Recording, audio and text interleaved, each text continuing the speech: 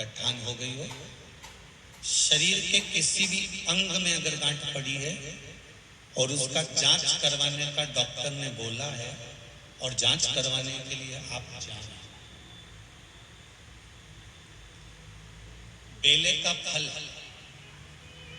बेलपत्री का जो फल होता है वो फल सूख गया हो, जिसको हमारे यहाँ नवरात्रि का यज्ञ होता है या शिव जी का यज्ञ होता है या अन्य यज्ञ होते हैं, तो बेल के फल की आहुति भी दी जाती है। बेले का फल जो सूख गया, सूखा हुआ फल जलाकर उसकी भस्म तैयार करना, उस भस्म को पीपल के पत्ते पर रखकर पिपलेश्वर महादेव का नाम लेकर, कौन से महादेव?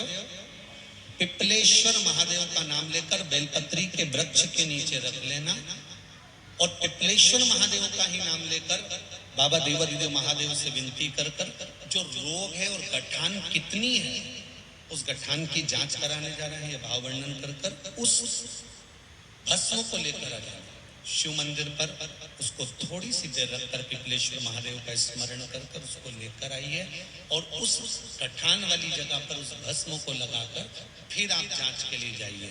मेरा देव अधिदेव महादेव चाहेगा तो जिंदगी में कभी बड़ी बीमारी नहीं।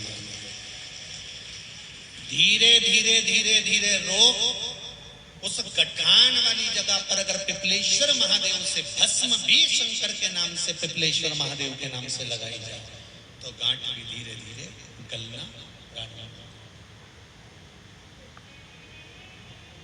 पिपलेश्वर कौन है? पिपलेश्वर महादेव।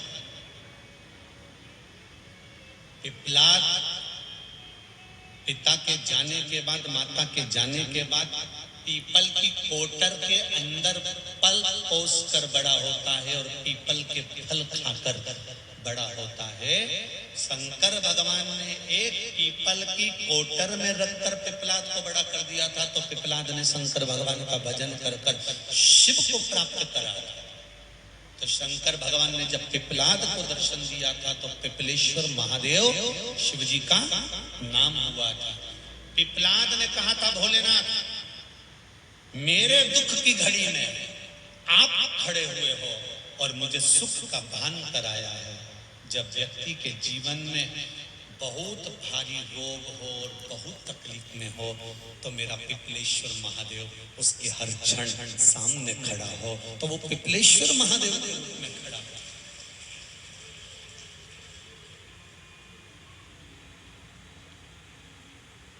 काशी में शंकर भगवान पर भस्म चढ़ती है, उज्जैनी में भगवान शंकर पर भस्म चढ़ती है। ये भस्म जो प्रसाद के रूप में आपको प्राप्त होती है, ये भस्म जो शिव के प्रसाद के रूप में प्राप्त होती है, ये भस्म जो शंकर पर चढ़ी हुई है। किस पर? शंकर पर। ये भस्म कोई साधारण नहीं।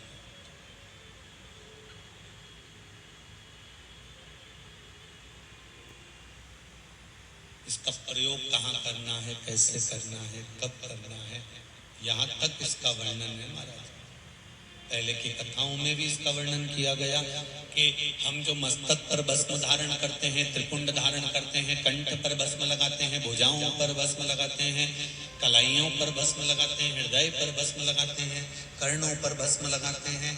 जब यज्ञ करता ब्राह्मण यज्ञ पूरा करवाते हैं तो उस सुरवे को लेकर भस्म निकालकर आपके कंठ पर, श्रवण पर, मस्तक पर, हृदय पर लगाते कि नहीं लगाते? उस भस्म का प्रमाण है।